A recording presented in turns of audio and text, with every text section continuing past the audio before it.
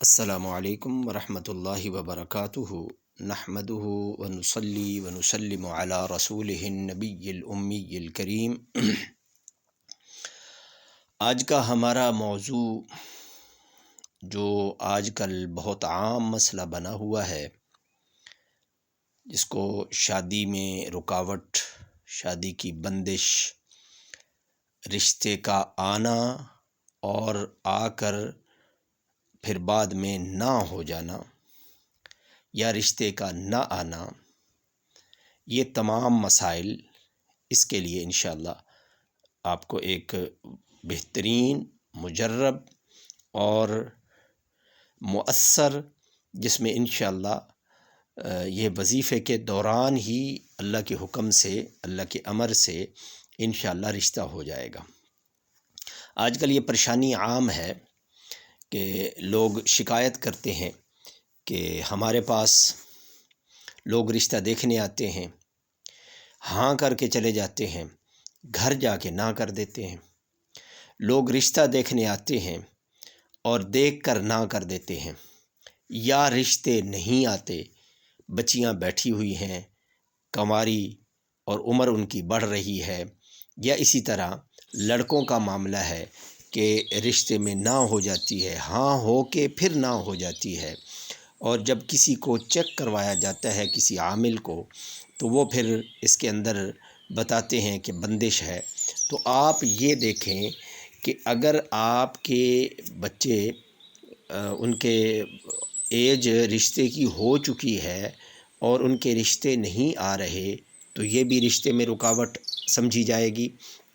اور اگر رشتے آتے ہیں اور آنے کے بعد وہ ہاں کرتے ہیں، گھر جا کے نہ کر دیتے ہیں، تو یہ بھی رشتے میں رکاوٹ سمجھی جائے گی۔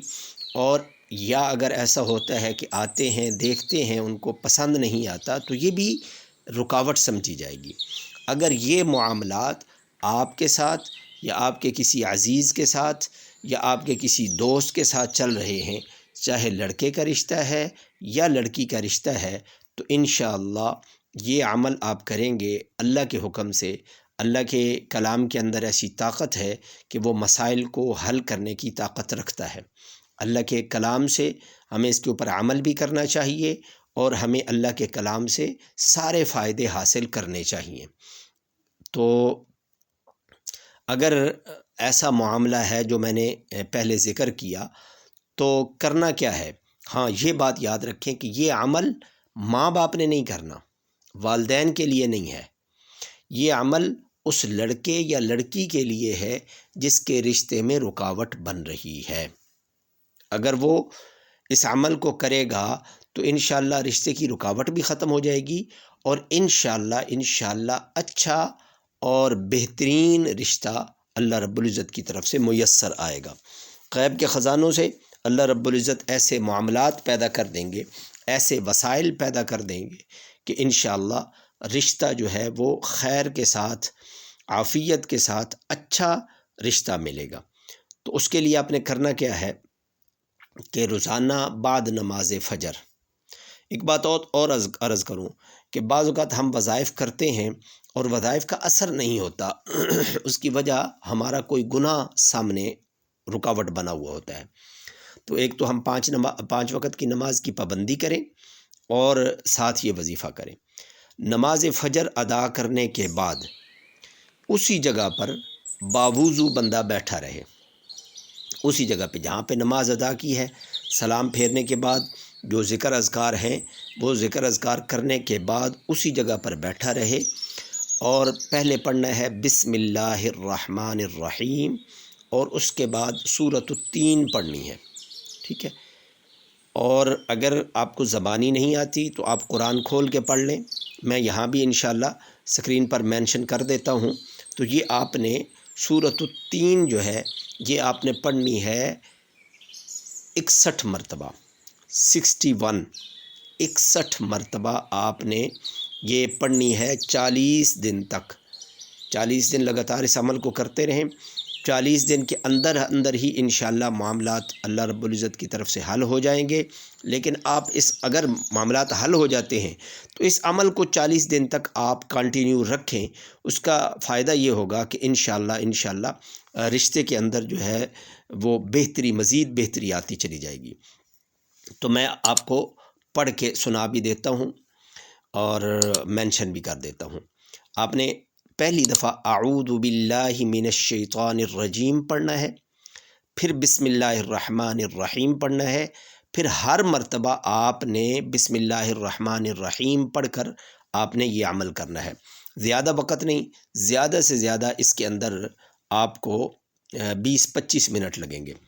تو آپ نے پڑھنا ہے بسم اللہ الرحمن الرحیم والتین والزیتون وطور سینین وهذا البلد الأمين لقد خلقنا الإنسان في أحسن تقويم ثم رددناه أسفل سافلين إلا الذين آمنوا وعملوا الصالحات فلهم أجر غير ممنون فما يكذبك بعد بالدين أليس الله بأحكم الحاكمين۔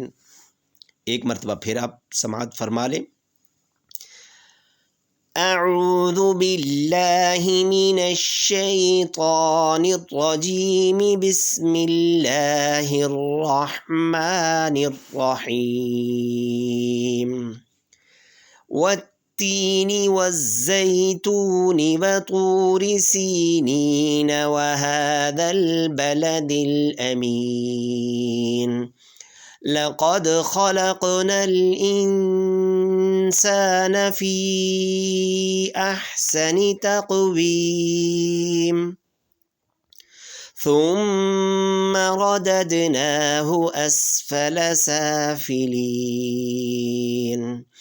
إلا الذين آمنوا وعملوا الصالحات فلهم أجر غير ممنون فما يكذبك بعد بالدين أليس الله بأحكم الحاكمين آمنت بالله صدق اللہ العظیم۔